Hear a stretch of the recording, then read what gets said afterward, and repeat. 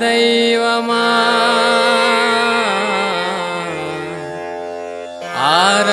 ఆరాధనకు యోగ్యుడా.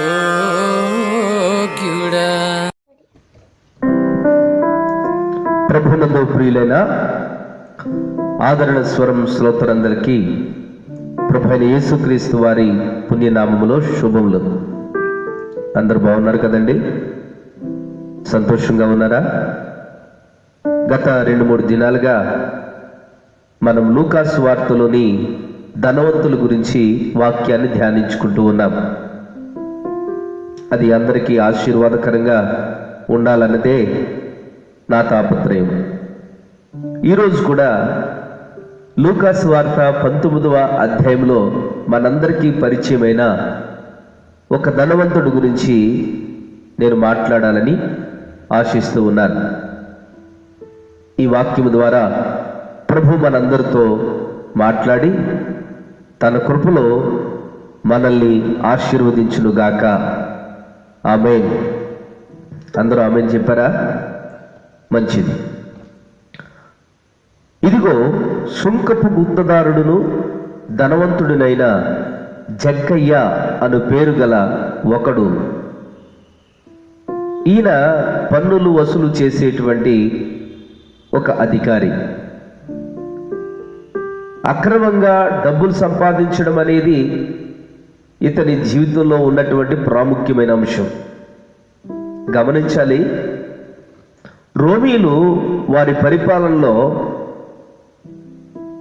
ఆ రాష్ట్రాలలో ఉన్నటువంటి ప్రజల దగ్గర పన్నులు వసూలు చేయడానికి సుంకరులను మాత్రమే నియమించేవారు. ఈ సుంకరులందరూ కూడా ఈ పన్నులు వసూలు చేసే ఉద్యోగాన్ని డబ్బులు పెట్టి కొనుక్కునేవారు. రోమన్లు సుంకరులకు జీతం ఇచ్చేవారు కాదు.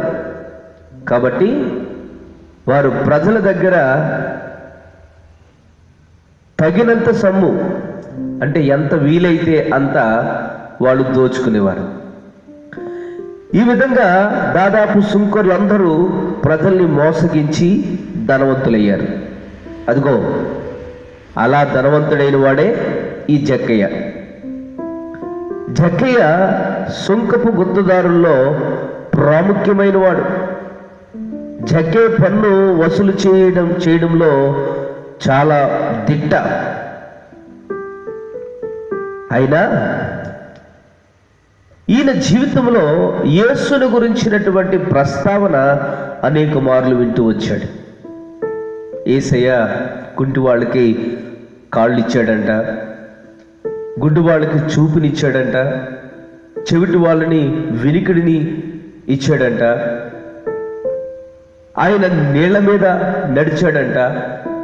ఇలాగా ఆ ప్రాంతంలో వాళ్ళందరూ కూడా కథలుగా యేసు ప్రభుని గురించి చెబుతూ ఉంటే ఒక్కసారి యేసయ్యను చూడాలి అని అనిపించింది.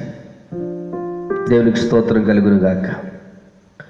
ఈ రోజుల్లో చాలామంది యేసు ప్రభుని చూడాలి, యేసు ప్రభు గురించి తెలుసుకోవాలి, యేసు ప్రభు యొక్క ఆశీర్వాదాలు పొందుకోవాలని తాపత్రయపడేటువంటి వారి సంఖ్య చాలా ఎక్కువ.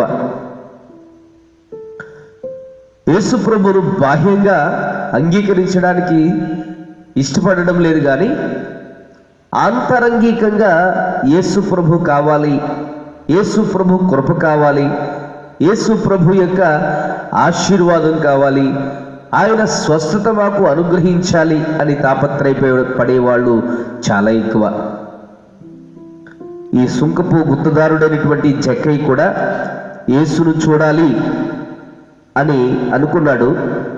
కానీ యేసయ్య దగ్గరికి వస్తే అందరూ బోల్డంత జనం, గుంపులుగా జనం. ఈయన చూస్తే పొట్టివాడు. యేసయ్యను చూడడం అతనికి చాలా సాహసమైనటువంటి పని అయిపోయింది. అయితే అక్కడతోటి యేసు ప్రభుని చూడకుండా వెళ్ళిపోవాలి అనే ఆలోచన అతనికి రాలేదు. ఎలాగైనా యేసును చూడాలి అని అనుకున్నాడు. దేవుని స్తోత్రం కలుగును గాక. కొన్ని అడ్డంకులు, కొన్ని ఆటంకాలు, కొన్ని అడ్డుగోడలు మనకు వస్తూ ఉన్నప్పుడు యేసు ప్రభు దగ్గరికి రావడానికి మనం వెనకడుగు వేస్తూ ఉంటాం. అనుకూలంగా ఉన్నప్పుడు రావడం ఒక ఎత్తు అయితే, అననుకూలమైన పరిస్థితుల్లో కూడా దేవుని దగ్గరికి రావడం చాలా ప్రాముఖ్యమైన సంగతి. ఈ జక్కయ్యలో ఉన్న ఆశ అంతకంతకు పెరుగుతుంది కానీ తగ్గడం లేదు. అది ఎక్కడి వరకు నడిపించిందంటే, ఒక చెట్టు ఎక్కేటంత సాహసం చేయగలిగిన అంత ఒక సాహసం చేయగలిగినటువంటి ఆ పనిలోకి అతను నడిపించింది. చూసారా? సరే, చెట్టు ఎక్కేశాడు. ఆ చెట్టు గుబురులో నుండి యేసు ప్రభును చూడాలి అని అనుకున్నాడు. యేసు ప్రభును చూసేసి తన ఇంటికి తాను వెళ్ళిపోవాలి అన్నది అతని ఆలోచన. కానీ జరిగింది వేరు. ఏం జరిగింది? యేసు ఆ చోటికి వచ్చినప్పుడు కన్నులెత్తి చూచి, జక్కయ్య, త్వరగా దిగుము, నేను నీ ఇంట ఉండవలసి ఉన్నదని అతనితో చెప్పగా, అతనికి ఆశ్చర్యం, ఆనందం. అతడు త్వరగా దిగి సంతోషంతో ఆయనను చేర్చుకున్నాడు. ప్రభు ఏమీ చెప్పకుండానే తనంతటి తానే, నా ఆస్తిలో సగం పేదవాళ్ళకి ఇచ్చేస్తాను, ఎవరి దగ్గరైనా అన్యాయంగా దేన్నైనా తీసుకుంటే అతనికి 4 అంతలు మరలా నేను తిరిగి చెల్లించేస్తాను. ప్రియా దేవుని బిడ్డలారా, ఇక్కడ జక్కయ్య చేస్తున్నటువంటి ఈ వాగ్దానం లేకపోతే ఈ ప్రకటన ఏదో అనాలోచితంగా చేసింది కాదు. చాలామంది గణిత శాస్త్ర నిపుణులు చెప్తూ ఉంటారు, అతడు చెప్పిన దాని ప్రకారం అతని ఆస్తులో సగం పేదవాళ్ళకి ఇచ్చి మిగిలింది ఎవరి దగ్గరైతే తీసుకున్నాడో వాళ్ళకంత రెట్టింపిస్తే ఆయనకి తిరిగి మిగిలేది ఏంటో తెలుసండి? 0. పోనీ ఏమీ మిగలదు అని జక్కయ్యకి తెలియదంటారా? జక్కయ్య లెక్కల్లో దిట్ట. అయితే జక్కయ్య ఉద్దేశం ఏమిటంటే, ఎప్పుడైతే ప్రభు అయినటువంటి యేసు క్రీస్తు అతని పేరు పెట్టి పిలిచి అతని ఇంటిలో అడుగు పెట్టాడో అతనికి రక్షణ వచ్చింది, రక్షణ కలిగింది. జక్కయ్య అనుకుంటున్నాడు, ఈ రక్షణ కన్నా నాకు ఏమీ అక్కర్లేదు, ఈ ధనం అక్కర్లేదు, ఈ ఉద్యోగం అక్కర్లేదు, ఈ వ్యాపారం అక్కర్లేదు, ఈ ఇల్లు అక్కర్లేదు, ఈ పొలం అక్కర్లేదు, ఏం ఉన్నా లేకపోయినా నాకు యేసయ్య ఉంటే చాలు అని అనుకున్నాడు. దేవుని నామానికి మహిమ కలుగునుగాక. ఎంత గొప్ప సంగతి అండి! ఎంత ఆశ్చర్యమైన సంగతి! యేసు ప్రభు ఇంటిలోకి అడుగు పెట్టిన వెంటనే అతని హృదయంలోకి రక్షణ వచ్చింది, అతనిలో మార్పు వచ్చింది, అతనిలో ఒక సాహసోపేతమైనటువంటి ప్రకటన ఆయన చేయగలుగుతూ ఉన్నాడు. ఈ ధనవంతుడు మిగిలిన 3 ధనవంతుల్లా కాదు, ఈయన వేరే. మొదటి వాడు పోగేసుకోవడానికి ఇష్టపడ్డాడు, రాత్రికి రాత్రే ప్రాణాన్ని కోల్పోయాడు. రెండోవాడు కళ్ళేసుకున్నాడు, విచ్చలవిడిగా ఖర్చు పెట్టుకున్నాడు, పాతాళానికి వెళ్ళిపోయాడు. మూడోవాడు డబ్బుతో దేన్నైనా కొనాలి అని అనుకున్నాడు, కనపడకుండా పోయాడు. 4వవాడు ఇష్టపూర్వకముగా చరిత్రలో చిరస్థాయిగా నిలిచిపోయేటట్లుగా యేసు ప్రభును హక్కును చేర్చుకున్నాడు, తన ఇంటికి చేర్చుకున్నాడు, తన హృదయంలో చేర్చుకున్నాడు, మార్పును కలిగి జీవించడానికి ఇష్టపడ్డాడు. ఎంత ఆశ్చర్యం, ఎంత అమోఘం!